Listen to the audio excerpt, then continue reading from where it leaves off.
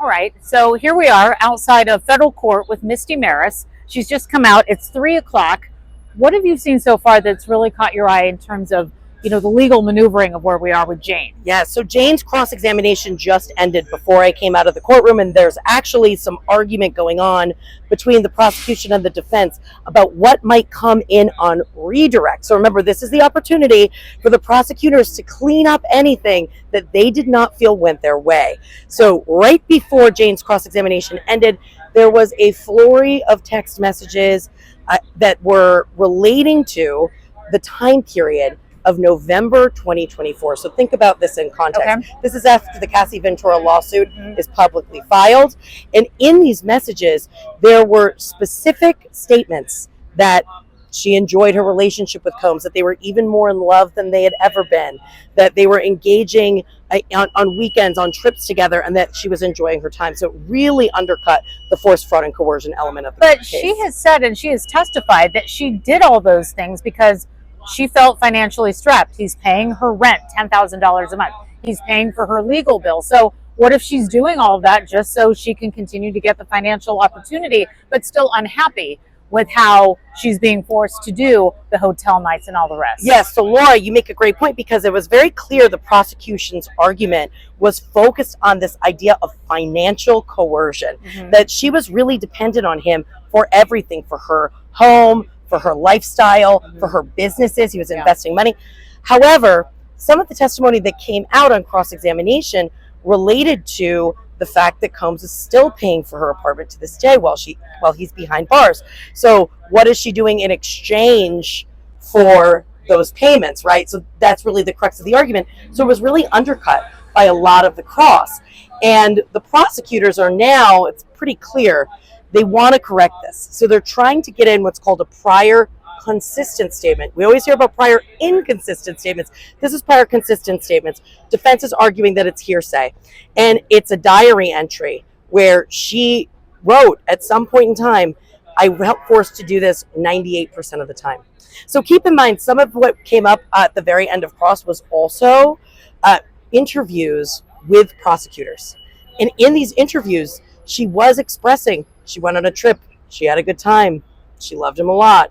So a lot of the end of that cross I found very impactful, and I think the jury was listening too. So we're rounding week 5. We're going to be starting week 6 on Monday. Who are we hoping to see for the prosecution?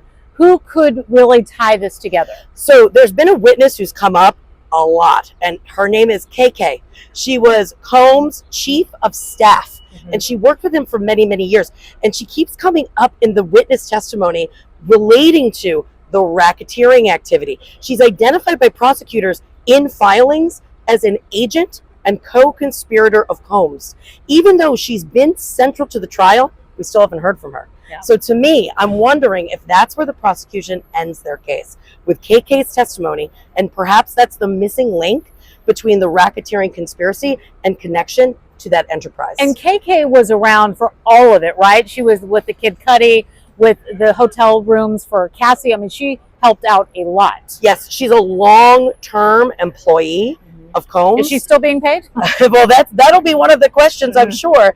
And maybe we'll hear, like we have from many of his ex-employees who testified about his abusive behavior, but also held him with such revelry. Yeah. So that's been a real consistent theme throughout the trial. But she really seems to be a missing piece to the puzzle. And if I'm a prosecutor, I know she's on the witness list. If I'm the prosecution, I think the jury is going to be asking, why aren't we hearing from her? And strategically, it seems like she might need to testify in order to close the loop on some of this. I don't know if you have any inside information, but when is the defense going to start, and who will they start with? So right as of now, the prosecution is slated to end early, meaning they were supposed to go for another full week. Prosecutors are now saying that they are likely to finish by maybe Wednesday of next week, perhaps a little bit later, and that then the defense will pick up the ball. The defense has said, because prosecutors have cut a bunch of witnesses off their witness list that are no longer going to take the stand, they may in fact want to call them. So the defense could actually call witnesses who were originally slated for the prosecution. And I think from a defense perspective, not having inside information, just opining, we're likely to hear from other individuals involved in Combs' businesses. Remember, the prosecution's argument in the indictment is that all of Combs' businesses are actually a front for his criminal enterprise, which is for the purposes of furthering his own desires. So he has a liquor company, a record label, a clothing company. He was, multifaceted, all these businesses. I think we might hear from some of the corporate representatives who may testify about those business purposes. Yeah. Was it for profit? Was it to sell records? Or was it for something more nefarious? So that's where the defense might go. Will Sean Combs take the stand? No. I think a resounding no. So it's always the defendant's choice. The lawyers give the advice, so the defendant ultimately makes the decision. I know there have been some interviews where one of the lead attorneys had said, I don't know if I can stop him from taking the stand. But when you have so much at stake, taking the stand from a defendant is risky in any case. Here, you could open the door to a lot that is the jury will never hear. Think about all the civil cases that are out there. Think about all of the testimony that was excluded. Suddenly that could become relevant, and it could be fodder for cross-examination, and it's simply too dangerous of a prospect. It's really a risk analysis, benefit versus burden, and I'm going to say no. And lastly, yesterday we had attorney Arthur Aidala leaving the Weinstein court, walking by here. I mean, Arthur's a great guy. Yeah, and we're in this like court complex that you've got to understand. Lower Manhattan, we've got a lot going on down here. He couldn't talk about Weinstein at the moment because he was told not to talk about it. But we did ask him about Diddy, and we asked him what he thought. And he said, Rico feels like it's right now, they're having a hard time getting there, but sex trafficking, more likely. Yes, so Is that how you feel? I'm just wondering if I could compare notes. Absolutely. So this is what I think, and Arthur and I agree on a lot of things. We're friends, full disclosure. But I think as far as transportation to engage in prostitution, prosecutors really have that. That's a pretty simple analysis. Where did you go over state lines for that purpose? It doesn't have to be the escort can cross state lines, or the people engaging in the conduct can cross state lines. Sex trafficking, I think the case is a lot stronger with Cassie Ventura. It is diminishing, and it is much less strong when it comes to Jane. And that's truly a fact question. Does the jury think there was force, fraud, or coercion? Or does the jury think that these were just terrible domestic violence relationships? Rico, I'm in agreement with Arthur. I do not think they're there. We have racketeering activity. We have it over the course of 10 years. These are some of the standards, but it's not connected to a criminal enterprise. It has to be in furtherance of that criminal enterprise. And to me, I don't know what the enterprise is. I don't know who's involved in it.